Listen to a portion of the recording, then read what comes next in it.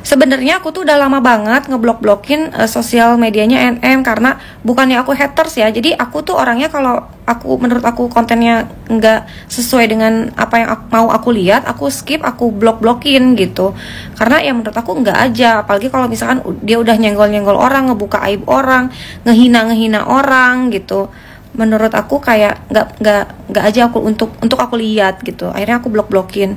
Terus makin kesini tuh apa sih namanya, jadi sering muncul potongan-potongan live-nya di FYP aku aja kayak emang separah ini ya kalau live gitu, ngocehnya gitu, kayak apa aja diomongin gitu. Kayak kaget sih, karena setahu aku gitu ya, dulu tuh NM nggak kayak gini, nggak separah ini gitu, nggak seberani sekarang. Aku juga nggak ngerti gimana pikirannya kok dia nggak ada rasa-rasa takutnya gitu.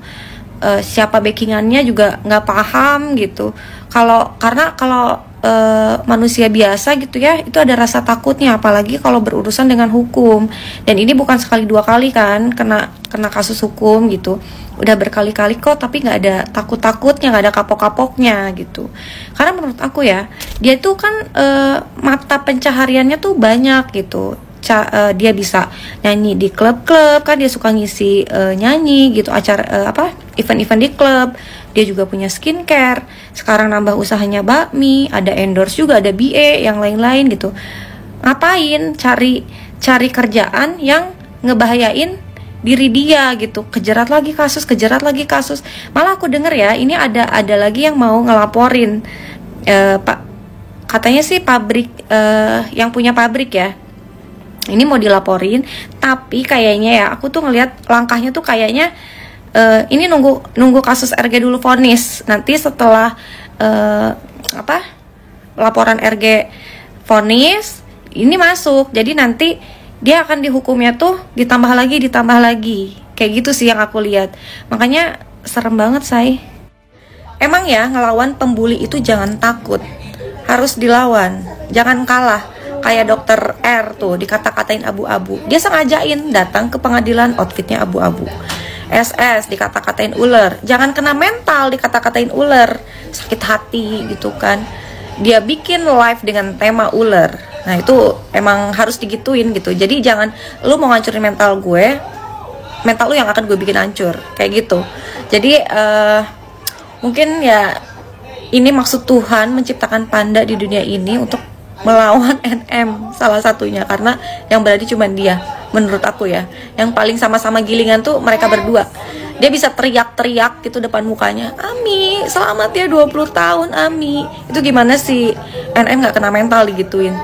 Ya maksud aku, dengan dia jadi terdakwa di dalam, dan orang-orang yang dia hina, dia bully, dia buka aibnya, dia kata-katain, terus ada di persidangan melihat dia sidang menjadi terdakwa aja, itu menurut aku sih udah kena mental ya. Pasti dia kayak langsung, ya gimana ya, itu orang-orang yang pernah gue hina, gue bully, ada di depan mata lo, menyaksikan lo di penjara gitu kan, lo pakai rompi tahanan, lo diborgol, gimana nggak kena mental?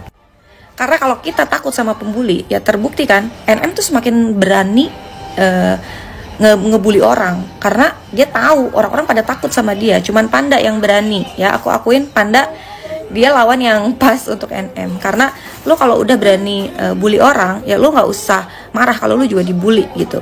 Lo boleh ngebully orang, lo boleh ngebully anak orang, ibu orang, tapi ketika anak lo dibully, lo nggak terima gitu.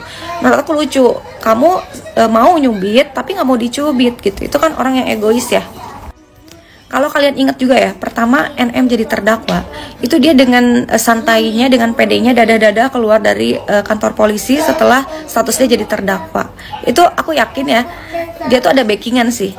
Kayak ada yang nenangin gitu loh, tenang, ini kasus nggak akan naik, lu nanti akan keluar, nanti kita ajuin penangguhan penahanan, kayak gitu. Ternyata 5 bulan dia di dalam gitu, nggak ada tanda-tanda dia bisa bebas. Itu sih yang aku lihat ya, makanya dia pede banget gitu.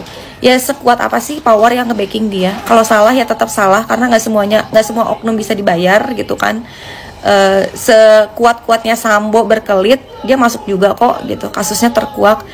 Ya aku sih yakin kejahatan itu nggak mungkin menang.